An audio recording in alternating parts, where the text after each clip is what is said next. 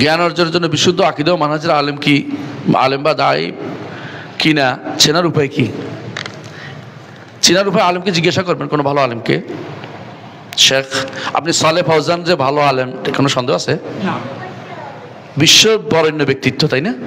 কিন্তু আমাদের দেশেই দেখবেন যে একটা গোষ্ঠী আছে, ওনারা মানে না। তো আপনি কেমনে বুঝবেন যে ও শয়তান, যে ওর মানে এসে একটা শয়তান? শুধু সৌদি আরবের মুফতি না, যদি কোনো বলতে সারা বিশ্বের মুফতি, তো মুসলমানদের মুফতি, তাও তো আমি রাজি হইতাম। বাংলাদেশের মুফতি হওয়া উচিত উনি। কথা বুঝাতে পারছি? আকীদা বলেন, শরিয়া বলেন, কোন দিকে ওনাকে পিছিয়ে ঠেকাবেন? খুতবা বলেন, আলোচনা বলেন, কোন দিকে পিছিয়ে ঠেকাবেন? কোন জায়গায় পালবেন? এরকম ব্যক্তিত্ব পৃথিবীতে এখন একটাই আছে, তিনি হচ্ছেন সালেহ বিন ফাউজান, যারা আমরা চিনি, সালেহ ফাউজান। তা আপনি আলেম চিনতে তো অসুবিধা হতো, সমস্যা। আপনি একটু ভালো করে তারা জিজ্ঞাসা করবেন সালেহ ফাউজান সম্পর্কে তার মন্তব্য কি, তারপর বুঝবেন।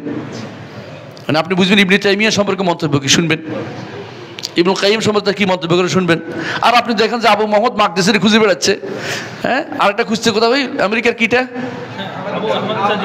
এই বুসা জিবরিল, আর অমুক দেশের গোপনের অমুক বাংলাদেশের অমুক তমুক যত আদনানি গোষ্ঠী খুঁজে বেড়াচ্ছে। আদনানের নামগুলি সবগুলি আদনান। আশ্চর্য, দেখবেন যত আদনান গোষ্ঠী সবগুলি একই। আদনান মানে না, এগুলো নাদানে সবগুলি। এই নাদানগুলি এরা বড় মনে করে বসছে, তাহলে জাহেল। ওর আলেম অর্জন করা যায় না? আপনার চিনা উচিত, আলেমদের চিনা উচিত। দুনিয়া সব চেনে, আলেম চিনবেন না কেন? স্বর্ণ দোকানদার ভালো করে চিনে, স্বর্ণ কারে বলে। ঠিকই টাকাটা দিয়ে 2 নম্বরের স্বর্ণ কেনেন না।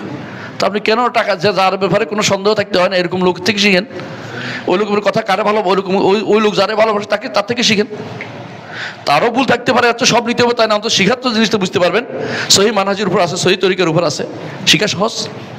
আর যারা আপনাকে দিনে দুপুরে, হ্যাঁ, কোথায় নিয়ে যায়, মারামারি হানাহানিতে লিপ্ত করতে চায়, দিনে দুপুরে আপনাকে মনে করে দুনিয়ার সব কেউ আলেম না, আমি সব বুঝছি, নাই ঠিক, পণ্ডিতুল আউয়াল, পণ্ডিত নম্বর 1, এদের পর থেকে দূরে থাকবেন।